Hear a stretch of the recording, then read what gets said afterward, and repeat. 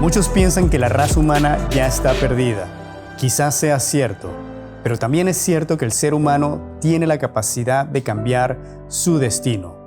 Ya el mundo está cambiando y nunca antes en la historia hemos tenido acceso a tanta información.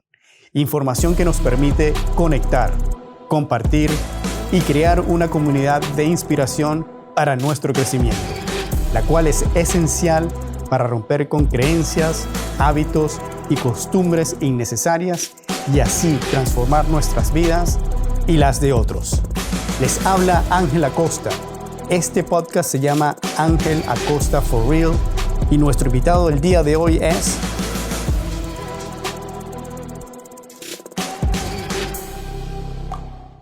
¿Qué tal, amigos? Hoy tenemos una invitada súper especial, la considero una amiga muy cercana también, la famosa Lorena Colín, muy conocida, por lo menos aquí en el área de Tampa. Todo el mundo la conoce como la eminencia en el área de hipotecas residenciales, pero hoy no vamos a hablar tanto de eso, por supuesto, se va a tocar ese tema, pero hoy queremos conocer ese lado personal de Lorena, porque tengo entendido que tienes haciendo hipotecas en los últimos años, pero... ¿Quién era Lorena antes? ¿De dónde viene? ¿Cómo llegó aquí? ¿Cómo terminaste en esta ciudad? ¿Cómo terminaste en la industria hipotecaria? ¿Por qué? Yo sé que hay un lado personal muy inmenso, eres una persona muy exitosa, has logrado muchos, como se dice en inglés, milestones y bueno, quiero también pick your brain para que también dejes ese aprendizaje a la audiencia hispana de ver qué te ha ayudado a crecer, qué te ha ayudado a sobrellevar las diferentes barreras que llevamos todos los hispanos cuando venimos a este país. Y bueno, bienvenida Lorena. Muchísimas gracias por la invitación y gracias por los comentarios. Absoluto. Pero cuéntame, ¿quién es Lorena Colín? ¿De dónde viene? ¿Qué nacionalidad? ¿Mexicana? ¿Americana? Cuéntame. Claro que sí, mi nombre es Lorena Colín, yo nací en Guadalajara, Jalisco. Ok. Sí, tengo 41 años. Ok. Y hace... mira, ya da la edad. Desde, no muchas mujeres. No, estoy muy orgullosa de cada año porque yo creo que cada año es experiencia y es conocimiento y no todo el mundo tiene la fortuna de llegar a tener una edad, o sea, no todos tienen el privilegio de crecer y de envejecer. No te da vergüenza. No me da ninguna vergüenza, al contrario, mucho orgullo.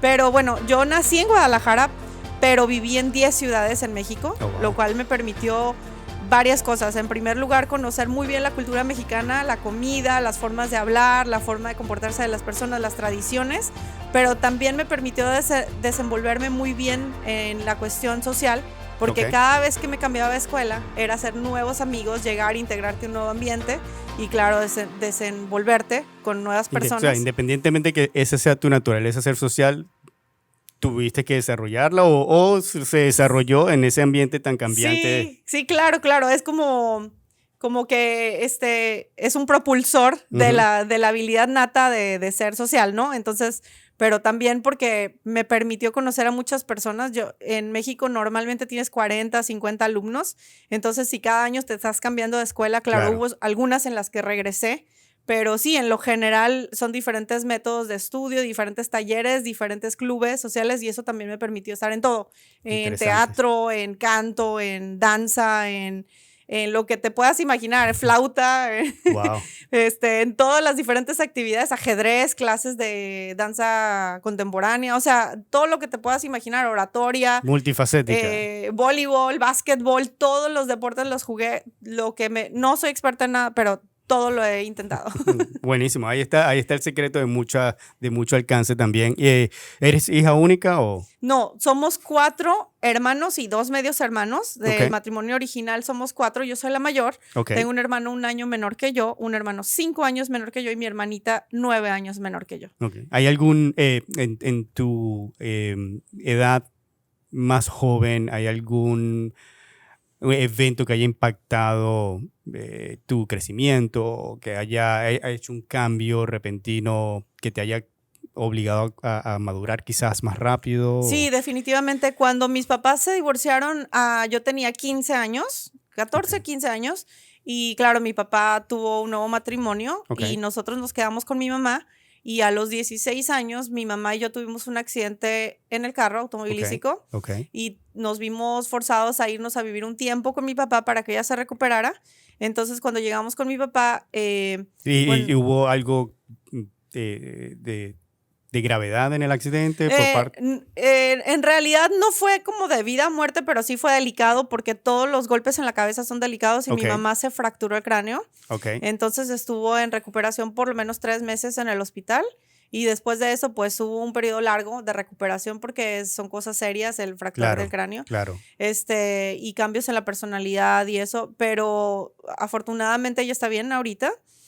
Nosotros nos fuimos a vivir con mi papá, él había formado una nueva familia, se había vuelto a casar y tenían un bebé. Entonces ellos decidieron vivir en otra... se fueron tu mamá y los 4, ustedes 4, y ya tu papá estaba en un matrimonio con un bebé. Cuando se Casa llena. Bueno, se divorciaron yo tenía como 14 años, él encontró a otra persona, se casó, tuvo un bebé. Entonces, cuando nosotros a los 16 años nos fuimos a vivir con él, ya tenían un bebé en el nuevo matrimonio. Y ellos decidieron vivir en un lugar un poco más silencioso. Entonces, nosotros nos quedamos solos, por así decirlo. Entonces, me tocó hacerme cargo de mis hermanos cuando tenía 16 años. Y claro, no es una experiencia que le deseo a todos los jóvenes, porque yo creo que todos tenemos nuestros momentos de vivir nuestra vida y de divertirnos y de hacer tonterías. En este caso no me tocó ese tipo de vida, a mí me tocó madurar más rápido, hacerme cargo de mis hermanos, pero también me ayudó precisamente no hacer tonterías y aprovechar más el tiempo y aprender cosas que normalmente las aprendes más tarde, como cocinar, como hacerte cargo, como manejar.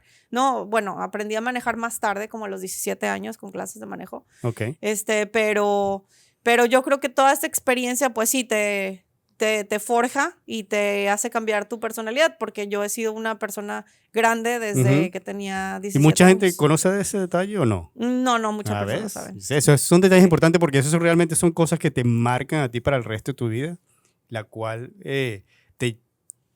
definitivamente lo más seguro te ha ayudado a llegar a donde estás. Entonces, esos son los detalles que la gente tiene que saber de personas como tú porque mucha gente piensa, ella está ahí, llegó quién sabe cómo, suerte o quizás porque se lo dieron, pero no saben esa historia de atrás de dónde viene y viene de mucho más hacia atrás. No piensen que es la belleza, ¿no? Exactamente. Entonces... No, ha sido mucho trabajo arduo y yo creo que te cambia también la forma en que tú luchas con la vida y enfrentas situaciones. Claro. Y el hecho de que tengas la valentía de sacar adelante una familia que no es tuya precisamente, sino hacerte cargo de tu propia sangre, pero como si fueras la mamá. Pues yo creo que eso te permite tomar el valor y enfocar las cosas de esa manera, de manera que todo lo que me cae en la vida no hay vuelta de hoja, no hay no, ¿no? Se hace o se hace, punto. O sea, no hay otro camino, hay que hacerlo, tomar las riendas y llevar a cabo, encaminar una casa que no te correspondía. Pues. Exacto. Los que muchos no saben es de que Lorena Colín es abogado, o sea, de abogado, ahora estás en el mundo de las hipotecas residenciales, pero ¿por qué ese llamado a estudiar Derecho? ¿Hubo algo que te llamó la atención? Sí, cuando yo estaba en las asesorías para poder encontrar la carrera, que normalmente te mandan con un consejero y eso, yo estaba en la disyuntiva de estudiar Derecho o estudiar Ciencias Políticas. A mí me gusta mucho la política. Cuando dio el momento que tenía que inscribirme en la universidad, mi papá recibió una oferta de trabajo en Tijuana. Entonces, en realidad era en Tecate, que está a un ladito de Tijuana, ¿no? Entonces, cuando él decidió irse a vivir para allá, me preguntó si me quería quedar. En aquel entonces vivíamos en Morelia, una ciudad muy bonita, con mucha cultura en México, Michoacán. Y él me preguntó si me quería quedar a vivir en Morelia o me quería ir a vivir con él. No, en ese entonces no se iba a ir su esposa, entonces pensé que era una oportunidad increíble para convivir una última vez con mi papá, sin nadie más. O sea, tú pensarías que no. Pues tú eres la única hembra o... Somos 2 mujeres, 2 y 2, ajá. La más pequeña es mujer también. Pero nos fuimos a vivir con mi papá los 4, entonces fue una oportunidad más de convivir con él y estar con él. Nos fuimos a vivir a Tecate, que estaba a 40 minutos de Tijuana. Yo tomaba un camión todos los días para ir a la universidad, Pero el chiste es que mi papá se fue primero y me dijo, ¿qué quieres estudiar? Y le dije, por favor, sácame una ficha de ciencias políticas y una ficha de derecho. Y regresó y me dijo, aquí está tu ficha de derecho. Y le dije, Cuando tú ¿dónde dices está? fichas... De inscripción. Ok. Entonces, la solicitud de inscripción, él la sacó solamente para derecho. Y le dije que ¿por qué no ciencias políticas? Y me dijo, porque derecho te va a abrir más puertas en la vida que ciencias políticas. Entonces, me dijo, de todas maneras puedes ir a ciencias políticas con derecho. Entonces, él decidió, pero yo tenía la idea de estudiar derecho porque el fin último del derecho es la justicia. Y era una de mis clases favoritas, una de mis materias favoritas y una de mis carreras favoritas, el poder defender a alguien, abogar por alguien. Claro. Entonces, siempre me llamó la atención eso, pues, el principio utópico de la justicia y romántico. Interesante. Y además la posibilidad de defender a otras personas que no se pueden defender por sí mismas. Entonces, entré a la Universidad de Derecho, a la Universidad Autónoma de Baja California en Tijuana, y ahí hice mi primer semestre. Después me fui a Colima 7 meses porque me fui a vivir a Colima, y después mi papá se cambió a Guadalajara, y para no tener que volver a empezar la carrera en Guadalajara me metí a una universidad privada. La universidad privada entré con un préstamo estudiantil, era más costosa que la Universidad del Estado, que es gratis. Y entonces, desde que entré, investigué sobre la beca de excelencia, que es 100%. Entonces, cuando entré con la idea de tomarla. De hecho, uno de los requisitos era sacar un examen de admisión con cierto puntaje, lo saqué. Y después de algunos meses, recibí la única beca de excelencia en toda mi generación. Fui la única de derecho. ¿Y esto fue más o menos en qué año? ¿Qué época? Yo me titulé en el 2004, debe haber sido en el 2000 más o menos. Sí. Y una vez que te graduaste, ¿tuviste la oportunidad de desempeñar como abogado? O... Muy brevemente. Durante la carrera trabajé para uno de mis profesores en un juzgado, nada más haciendo materia comercial, y iba y notificaba y me pagaban para la gasolina. Trabajé con un compañero en un despacho de abogados como asistente jurídico. Hice algunos de los casos de juicio de amparo, que fue lo que hice un año de la maestría, es lo que más me interesaba, materia constitucional. Pero me desempeñé muy brevemente porque durante toda la carrera le ayudé a mi papá con su trabajo, que era en empaques plásticos industriales, o sea, en ventas. Pero yo le modernicé su sistema. Él tenía un cuadernito donde con una regla tenía mi papá perfecto, con sus letras perfectas, con su cuaderno, sus líneas perfectas. Pero le dije, papá, necesitas modernizarte. Y le hice una hoja de Excel y le enseñé como con control F puedes encontrar el pedido, la fecha y todo. Entonces empecé a ayudarle con su trabajo. Terminé quedándome con su trabajo y me volví la gerente occidental más joven de toda la compañía. O sea, ¿tu papá lo votaron y te metieron a ti? ¿O? Bueno, cuando le estaba ayudando a trabajar a mi papá, su esposa estaba en Morelia todavía. Él vivía en Guadalajara, su esposa estaba en Morelia, entonces él iba a visitar a los fines de semana. Y cuando le empecé a ayudar con el trabajo, empezó él a irse, y en vez de quedarse 2 días se quedaba 3, en vez de quedarse 3, 4, hasta que llegó un momento que ya me estaba yo haciendo cargo de todo, y le pregunté si había posibilidad que yo me quedara con el trabajo. Me dijo que sí, que claro que sí. Mi papá siempre me ha apoyado mucho. Fuimos al corporativo, hablamos con su amigo, que era el gerente general, y le dijo que si me podía quedar a cargo. Dijo, no hay ningún problema mientras tú supervises. Y dijo, claro que sí. Entonces yo formalmente me convertí en la gerente más joven de la compañía. ¿Qué edad tenías? Tenía como 22 años. Amazing. Gracias. ¿Tú sabías que ella también había escrito 2 libros? Yo no me estoy enterando ahorita que estoy viendo aquí tu bio. 2 libros. Cuéntame eso. 2 libros sobre qué. Sí, cuando estaba estudiando la carrera, como mucha les gente, había ¿la gente comentado, conoce de esto o no? ¿Gente sabe de que tú escribiste? Algunas personas. Los 2 libros son en materia jurídica. Uno se llama Elementos Jurídicos de los Contratos. Y perdón que te interrumpa. ¿Estos libros los escribiste antes de empezar con tu papá a trabajar con tu papá, o durante? No, durante después? la carrera, yo creo que en el último año. Hubo una eminencia en materia fiscal, un abogado fiscalista. Para los que no sepan, materia fiscal se refiere a impuestos, a taxes. Entonces, cuando llegó el profesor, dio su conferencia, mi directora de Derecho siempre me apoyó y me impulsó demasiado, y ella le dijo a este ponente que yo era una de las mejores estudiantes de la escuela. Entonces, él me propuso escribir libros con él. Entonces nos pusimos de acuerdo. El primer libro él me mandó un esqueleto de cómo quería que se escribiera. Y entonces yo lo completé y puse las conclusiones, puse bibliografía, todo lo que tenía que hacer. Entonces, en lugar de salir un fin de semana, me bañaba, me hacía una cola de caballo, me hacía un tecito, un cafecito y me sentaba en mi computadora a escribir. Importante, o sea, tú no salías los fines de semana. No todos, correcto, sacrificios. O sea, no, sí. como la mayoría, incluyéndome myself, a esa edad, uno lo que estaba pendiente era de salir el fin de semana, fiesta, a la playa, pero no, tú ya agarraste ese enfoque y te dedicaste a escribir esos libros. Pues yo creo que el hecho de haberme dedicado algún tiempo a otras cosas que no eran precisamente en mí misma, como por ejemplo en mi familia, en mis hermanos, Claro. me hicieron darme cuenta que cuando tuve el tiempo de dedicarme a mí, entonces en ese momento di 100% para superarme yo misma. Claro. Entonces creo que también es parte de los efectos de esa experiencia que tuve. Entonces, por ejemplo, en este caso, ahora no digo que no saliera, sí salía, pero vamos a decir que de 3 fines de semana, de 4 fines de semana del mes, 2 fines de semana me quedaba a escribir el libro. Claro. O salía un sábado, el viernes me quedaba escribiendo, el domingo escribía. Entonces, el primer libro lo hicimos así, el segundo casi lo estructuré yo, lo escribí yo. Y obviamente esta eminencia fiscalista, mi compañero, el licenciado Osvaldo, él terminó el libro, hizo las conclusiones, hizo todo. Okay. Y entonces los 2 libros se publicaron y por los 2 libros me pagaron regalías por los siguientes 10 años. Los libros se publicaron en el 2003. Wow, qué bien, interesante.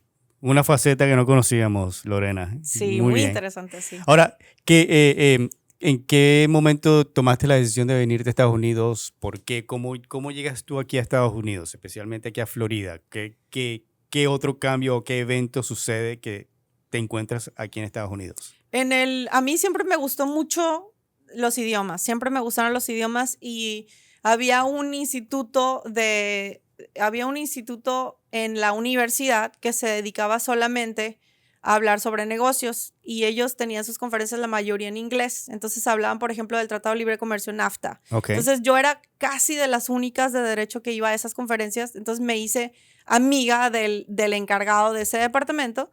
Entonces en el último año de la carrera, cuando estaba por terminar la carrera de derecho, él se acercó a mí y me dijo, tengo un amigo que está buscando a alguien para la posición de ventas en una compañía americana. ¿Te interesa? Y le dije, sí, claro que sí. Entonces me entrevisté con ellos. Tenían el corporativo casualmente aquí en San Petersburg. Yo nunca había venido a Florida. Okay. He ido en la juventud he ido muchas veces a Estados Unidos porque mi mamá es del norte, es de Torreón, cerquita de Monterrey, que está ahí El Paso, Texas y eso. Pero a Florida nunca había tenido la oportunidad de ir. De venir aquí. Entonces, en ese momento me entrevistaron, me preguntó el dueño de la empresa que si yo podía venir aquí para un entrenamiento por unas 2 semanas con los gastos pagados, que si tenía visa y pasaporte. ¿Esa era con la empresa donde empezaste con tu papá? ¿O? No, esa era una empresa de componentes electrónicos. Entonces, en el último año me entrevistaron. Yo acababa de dejar el trabajo con el que trabajé con mi papá. Estaba por graduarme. De hecho, yo dejé el trabajo el último día, el día de mi examen profesional. Entonces, en esta nueva compañía me ofrecieron trabajo, fui a la entrevista y me acuerdo que yo esa noche fui y le pedí a Dios, por favor, que me den ese trabajo, por favor. Tenía un salario garantizado en dólares, obviamente, en Guadalajara, más comisiones por las ventas. Entonces, me acuerdo que yo pensé, si me lo dieran este trabajo sería, por favor, sería lo máximo, lo mejor del mundo.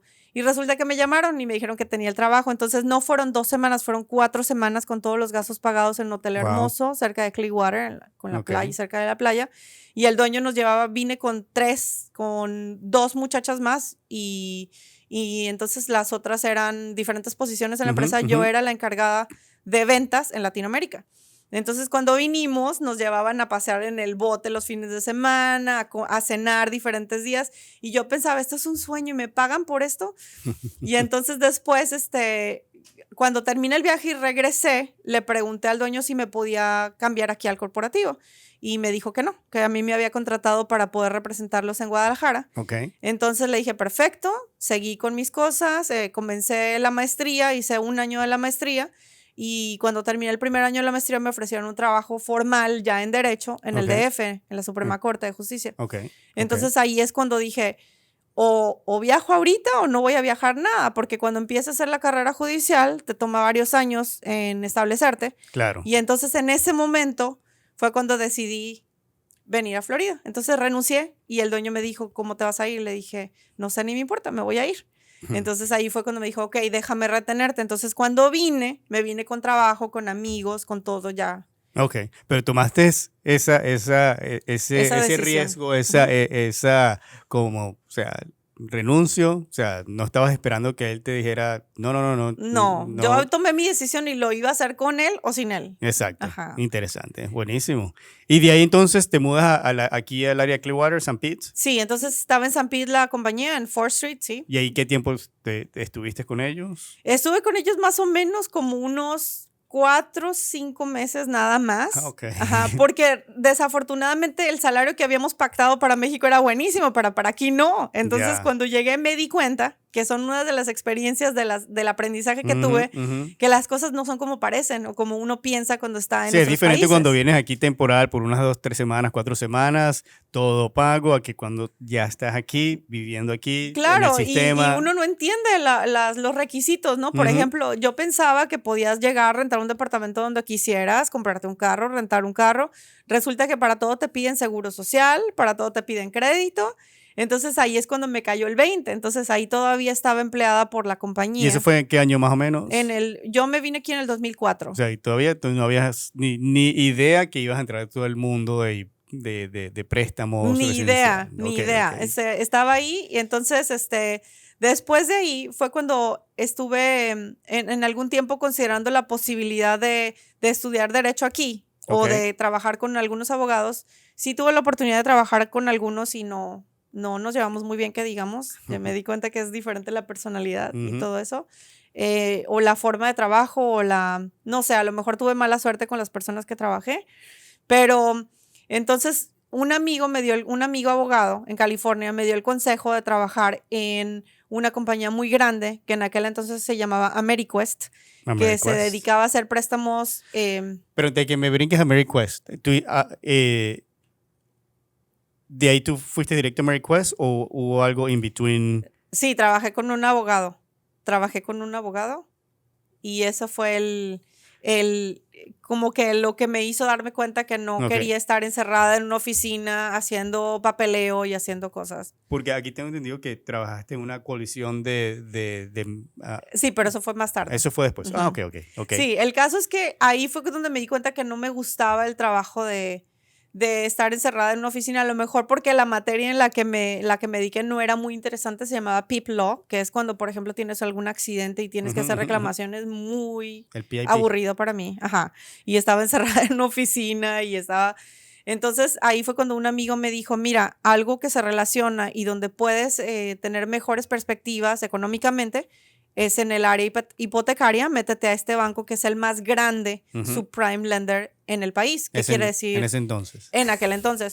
Entonces, casualmente estaban entrevistando y ese día fui a la entrevista y según tengo entendido, hubo 200 personas a las que entrevistaron y a mí me contrataron. Fui una de las 13 que quedaron en el equipo. Bueno, hay una pregunta que se me viene ahorita a la mente. El inglés. ¿Dónde aprendes el inglés? ¿Tú lo aprendiste en México o lo agarraste aquí? En México estudié lo básico y siempre me gustaron mucho los idiomas, entonces sí sabía lo básico correcto de hablar. Pero incluso, cuando esa empresa te mandaba aquí, ¿todo era en inglés? Sí. Pero como mi mercado era Latinoamérica, todas mis llamadas a los clientes eran las manufacturers, todas las maquiladoras latinas que había en todo México, en Brasil, en Colombia, en Chile, en Argentina. Entonces, mis llamadas eran en español, que me acuerdo, es chistoso porque me haces acordarme que cuando me vine a vivir aquí, estaba empeñada en llamarle a las empresas norteamericanas y tratar de conseguir los negocios, porque yo decía, ¿cómo va a ser esto? Claro. Y hubo varias personas que me colgaron y me puse a llorar y me dijo el dueño, ¿pero por qué te empeñas en hacer eso si tienes un mercado tan grande en Latinoamérica? Y le dije, pues sí, tienes razón, pero para mí era como un reto personal, ¿no? Pero bueno, un dato curioso, por ejemplo, cuando estaba en la preparatoria, el colegio donde estuve, tenían un maestro norteamericano que contrataron de Ohio, se llamaba Alan. Y Alan vino y nos hizo a todos un test de inglés para saber en qué nivel estaban, porque nos iban a dividir entre intermedio y avanzado. Y cuando llegó a mi salón dijo, ¿quién es Lorena Colín? Y dije yo. y dijo, tú sacaste el mejor promedio de toda la escuela, toda. Entonces, eso te dice que yo sí tenía buen nivel de inglés, Claro. pero cuando llegué aquí... No tiene nada que ver con tu apellido, suena en inglés. No, Cohen. nada que ver. Pero cuando llegué, de hecho, mi papá mi papá es francófilo. Él estudió Ya. una maestría en Francia y nos inculcó a todos el amor por el francés. Yo estudié francés en la Alianza Francesa. Ok. Y, ¿You parles français? Oui, je parle français. Ok. Pero mi papá nos inculcó más el amor por el francés, más Claro. que el Claro. inglés, ¿no? Entonces, muy chistoso porque yo pienso que si mi papá hubiera estudiado su maestría en Inglaterra en vez de en Francia, se le hubieran abierto un montón de puertas aquí. Pues, Ahorita él claro. vive aquí, vive en California y trabaja para Tesla en Quality Control. Ok. Pero yo pienso que tendría muchas más oportunidades si el destino lo hubiera mandado a Inglaterra en vez de a Francia, ¿no? Claro, claro. Es una pequeña decisión puede cambiar tu vida. Definitivamente. Pero el caso es que yo sí saqué la mejor calificación y aún así, cuando yo llegué aquí, escuchaba puras palabras desconectadas. Escuchaba party, this, worker, bla, bla, bla. Y yo le preguntaba a un amigo que trabajaba conmigo de Ecuador, le preguntaba, ¿qué están diciendo? Me decía tal, tal, tal. Y yo, no, es que no captaba las palabras, pero no podía conectarlas, hablaba muy rápido. Claro. Entonces me propuse yo misma, como por un periodo de 3, 4 meses, no leer, no escuchar, no escribir nada en español. Entonces fue como una inmersión total en el idioma. Y me acuerdo que hasta soñaba en inglés, tenía pesadillas en inglés. Pero después de 3, 4 meses empecé a captar poco a poco, hasta que llegué, ¿no? Pero sí, por ejemplo, tuve un trabajo intermedio que me acuerdo que la dueña de la empresa me dijo, mira, tu pronunciación va a ser una barrera del lenguaje. Así que desde hoy tu nombre no va a ser Lorena, va a ser Lori. Y vas a tener que trabajar en tu acento. Y se me hizo como que, ok, ¿no? Que hasta te cambien el nombre para evitar barreras, ¿no? De pues lenguaje. ¿ese era un trabajo en ventas o servicio al cliente? ¿O? Era una compañía de granito y yo llegué a trabajar con ellos en la oficina que hacían todo el papeleo, las compras. Eso todo. En el área de San Pete. En el Inter, en lo que me llegaban los papeles. Porque yo llegué trabajando con mi visa de turista con la empresa que ya estaba en el payroll de México, pero el salario no era suficiente. Entonces, mientras me llegaba el permiso de trabajo y todo eso, ahí me fui a trabajar para esa empresa de granito y en cuanto me llegó todo lo necesario del papeleo fue que me fui a AmeriQuest a trabajar. Ahí entras a la industria, al mundo hipotecario, el mundo hipotecario, que fue la mejor escuela pues del mundo. ¿Eso en qué año fue? Cuando trabajé en AmeriQuest, estamos hablando del 2005, más o menos. No, o sea, se fue en el peak del exactamente, mortgage, la burbuja, exacto. A punto de estallar, pues la burbuja estalló en el 2006, empezó exactamente, ya. Exactamente. Cuéntame sobre eso, ¿cómo fue? O sea, ahí fue que tú aprendiste todo lo que es en ese entonces, ¿no? La parte de hipotecaria y no muchos sobrevivieron. O sea, la mayoría de lo que son esos loan officers incluyendo AmeriQuest ya no existe. Exacto. ¿Cómo sobreviviste tú? ¿Que hubo algo como un break después de la burbuja o seguiste en el mundo hipotecario? Sí. En el tiempo en el que estuve en AmeriQuest trabajé mucho y muy fuerte y fue una ahí fue donde aprendiste ventas. Aprendí todo lo que puedes aprender en una escuela rápida, acelerada, con locura. Poniendo aside todo lo que es el mundo del lenguaje hipotecario, lo que aprendiste fue cómo vender, de cómo...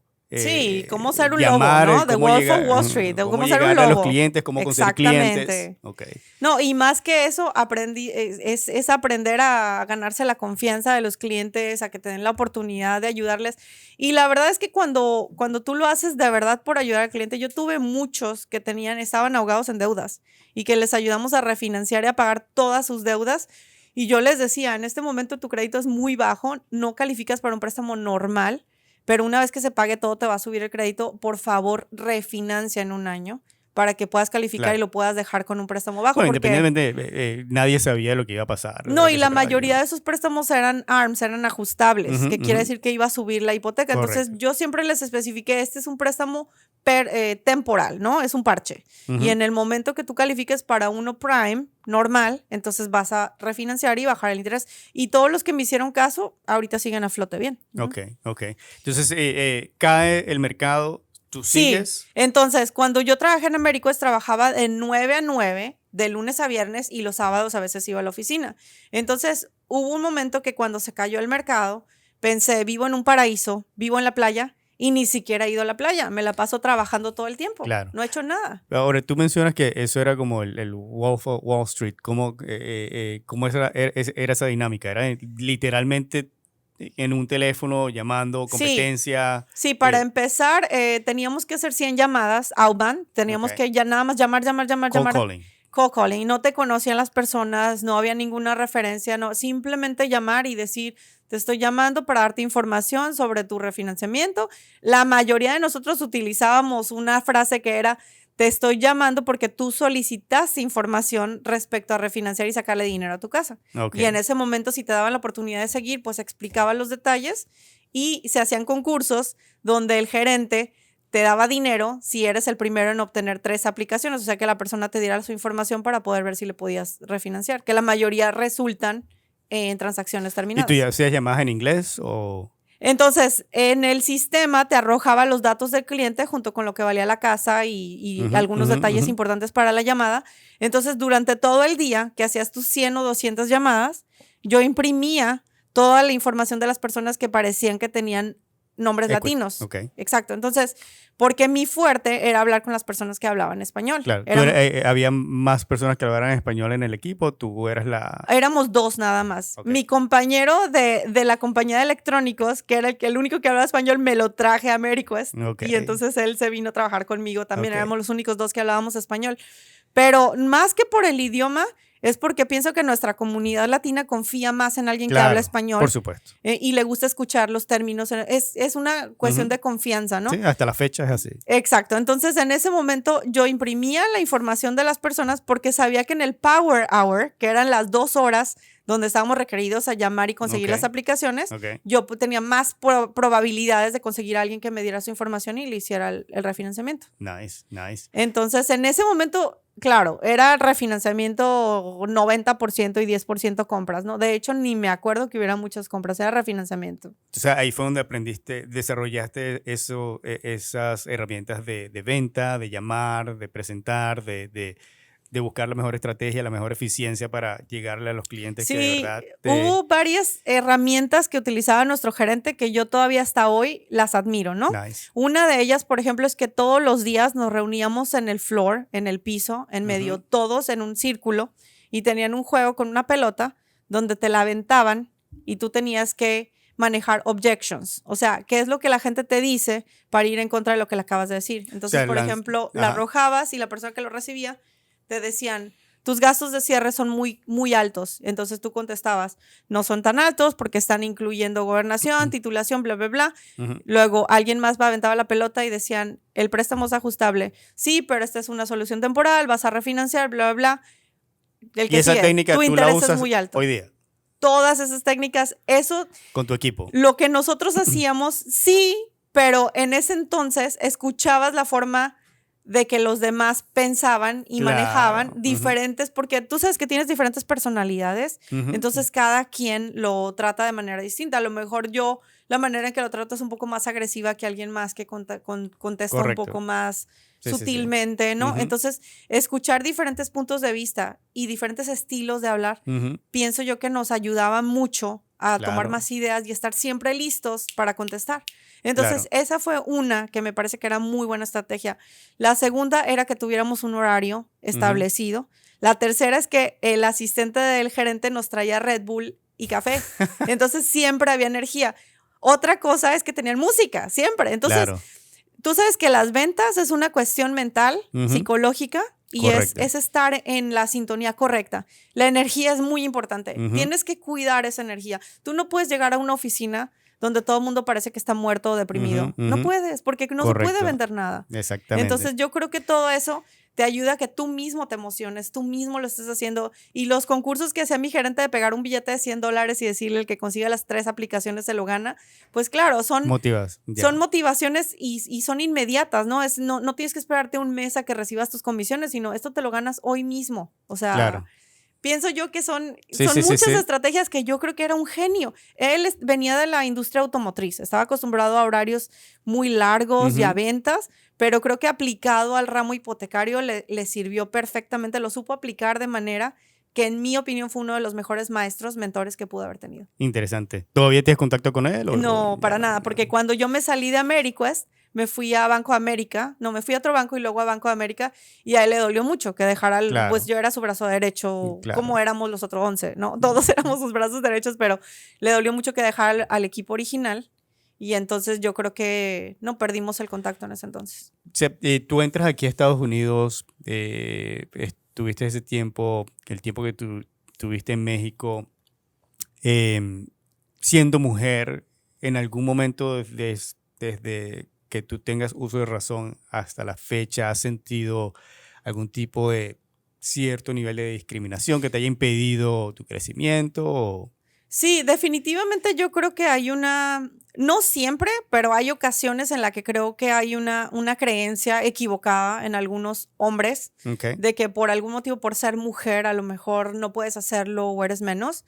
En el mismo equipo que tuve con Ameriquest, cuando estaban diciendo de los regalos, me acuerdo en una reunión que mi jefe dijo, a ti te voy a dar, no sé, $500, a ti te voy a dar una cartera, a ti te voy a dar, y a mí me dijo que me iba a dar una bolsa. Y entonces yo le dije, ¿pero por qué la bolsa? Dame los $500. Claro. Entonces, un compañero dijo, si ella gana, me voy a quedar a dormir en la oficina. Y entonces volteé y le dije, pues mejor tráete tu almohada.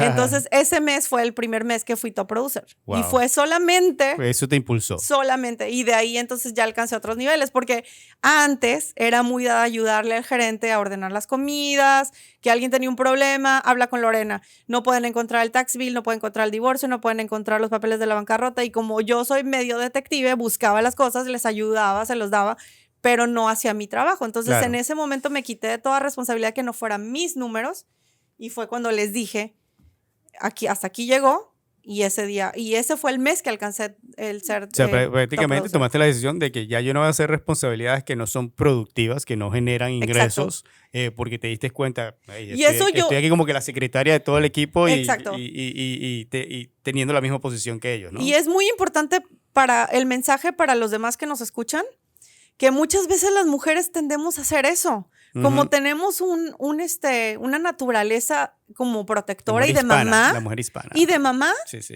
Entonces queremos ayudar, que pedir comida, que cuidar a los compañeros, que cuidar a los amigos, que está todo bien, te traigo, te llevo. Incluso ahí andas haciendo cosas que no te corresponden, te quedaste sin gasolina, déjame ir a recogerte. Entonces uno está poniendo a un lado todos sus sueños y sus aspiraciones y sus metas por estarle ayudando a alguien más. Entonces, en el momento que tú te haces tu prioridad y decides hacer eso, ok, a lo mejor al principio sientes como que estás siendo mala onda o te estás portando mal con los demás o no estás siendo bondadosa. La realidad es que uno tiene también su lugar y tiene que darse su primer lugar. Así es. A mí me tuvo que pasar eso para que yo te dieras cuenta. Me diera cuenta. Exacto. Y mensaje muy importante para todas las mujeres y bueno, mujeres y también cualquier otra persona que esté sintiendo cierta discriminación, el de, step Esa up. fue una. Y la segunda discriminación que pasé fue con otra organización cuando se vino la caída del mercado. Tuve la oportunidad de aplicar para ser consejera del Instituto de los Mexicanos en el Exterior, que es un consejo del gobierno mexicano, de mexicanos en el exterior, que le da consejos al gobierno para aumentar el nivel de vida. Y participé en esa convocatoria y gané y representé a los mexicanos en Florida, la mitad de Florida, la mitad norte, durante 3 años. Entonces era una posición honoraria, no te pagaban, pero ibas a reuniones 2 veces al año. Ahí conocí a cientos de líderes mexicanos en todo Estados Unidos que estaban luchando por la comunidad mexicana. Y fue un proyecto muy interesante. De ahí empecé a participar en actividades de una organización llamada Coalición Mexicana por la Reforma Migratoria. Y entonces ahí me ofrecieron una posición de tiempo completo en Chicago. Me mudé a Chicago por 1 año y tuve oportunidad de ayudar a organizar, a cabildear, a repartir mensaje por la reforma migratoria. Creo que fue una labor muy interesante. Yo creo que el hecho de que el gobierno mexicano te facilite la posibilidad, o en aquel entonces facilitar los consulados para llevar a cabo elecciones, o sea, si ustedes lo piensan, es un modelo increíble, que faciliten elecciones en todo Estados Unidos, que el número de consejeros dependa de la densidad de la población mexicana en ese estado. Entonces, de verdad representaba a la población mexicana en todas partes. Y estamos hablando de maestros, doctores, líderes comunitarios, de sindicatos, de ¿Y eso lo hiciste por cuánto tiempo? Eso fue un periodo de 3 años. 3 años. Pero solamente viví en Chicago 1 año. Ok. Y cuando regresé de Chicago, regresé al ramo hipotecario. Nice. Definitivamente muchas facetas que no conocía de ti, Lorena, muy admirable. Algo que yo me he dado cuenta que es un gran atributo tuyo, que no muchas personas lo tienen, especialmente siendo mujer, es el de que, y yo creo que eso también te ha ayudado mucho a llegar a donde tú has estado, porque tú dentro del mercado hipotecario has hecho cambios drásticos también que mucha gente dirá, wow, ¿por qué si ella estaba muy bien en donde estaba, por qué hizo ese cambio, ¿no? Es el de que a ti no te importa lo que piense la gente. Exacto. A ti no te interesa en absoluto lo que la gente pueda pensar, lo que la gente puede decir. Yo creo que me atrevo a decir un libro abierto, bien genuina, y eso te ha ayudado mucho a desarrollarte, a crecer, porque eso es muy importante cuando uno ya, ahí es donde está la verdadera libertad, cuando ya a ti no te importa qué dirán, el qué puedan decir, tú tienes tu propósito bien marcado, bien encaminado y para allá vas. Claro que sí, y yo creo que parte de eso es la bendición de haber tenido un hijo, ¿no? Mi hijo de 5 años me ha venido a plantear las prioridades en la vida y yo creo que es el mejor recordatorio de qué es importante y qué no es importante. Correcto. Y me ha permitido poder decir no cuando se trata de sacrificios que no valen la pena, cuando son cosas no importantes, cuando son cosas que no me interesan. Porque a final de cuentas uno tiene las cosas importantes en la vida. Exactamente. Como decimos nosotros a veces en el grupo de nosotros, uno tiene los clientes que uno se merece, uno tiene la vida que uno se merece en base a las decisiones que uno toma y con quién se junta y qué es lo que hace y qué es lo que no hace. Exactamente. Bueno, Lorena, gracias. Un último mensaje que le quieras dar a la audiencia bueno, ese mensaje que acabas de decir sobre las mujeres, muy importante. ¿Alguna otro tip para aquellos que están en el mundo empresarial que les pueda ayudar a crecer, a alcanzar éxito? Sí, yo creo que otro mensaje que me gustaría darles es que si no sabes cómo hacerlo, aprende. Yo creo que lo primero es empezar, como dicen en inglés, lánzate. fake it till you make it. Y algunas veces no vas a saber cómo hacerlo después de que hagas el primer préstamo, la primera transacción, lo vas aprendiendo y te vuelves, nadie nace siendo experto. Correcto. Yo creo que tienes que empezar de alguna manera. 1, 2, hay que tener la valentía de hacerlo. Yo creo que no debe existir ninguna duda en tu mente de si puedes o no puedes hacer. Yo creo que todos podemos hacer todo. Exactamente. Yo he ido a entrevistas de trabajo donde no existe la posición, no está abierta. Y yo llego y me vendo de tal manera que el tipo termina abriendo la requisición para mí, creando el trabajo. Entonces, no existe imposible. Yo creo que es simplemente que tú creas en ti mismo, que sepas expresar lo mucho que vales y el asset o el activo que puede ser para la empresa. Correcto. Y la otra cosa es, si tienes algún problema o tienes algún error, no importa. Hay más transacciones. Todos cometemos algún error con un cliente, todos tenemos algún cliente que no funciona y yo creo que el chiste es seguir adelante. Correcto. Porque a final de cuentas la vida es un promedio, ¿no? ¿Qué promedio de préstamos puedes cerrar? ¿Qué promedios de transacciones puedes terminar? ¿Qué promedio de luchas ganas a comparación de las que pierdes? No importa. Correcto. Si te caes 2 veces, pero te levantaste 20,000, no importa. Yo creo que hay que ser muy luchón, hay que ser muy valiente, hay que ser muy determinado y no dejarse. Así es. La peor lucha es la que no se obtiene porque se la pierde definitivamente. Y también la otra cosa es, por ejemplo, yo pienso que cuando uno ayuda a las personas, a los clientes, nunca vas a necesitar buscar un negocio más. Te van a llegar. Así es. Bueno, Lorena, muchas gracias. Un placer. Te aseguro que te volveremos a tener más adelante. Y bueno, un placer tenerte aquí en este podcast y que seas también parte de mi círculo familiar interno, que es muy importante para compartir todas estas ideas empresariales y seguir creciendo juntos. Gracias. Claro, Lorena. Que sí. Muchísimas gracias. Chao. Gracias. Let's go.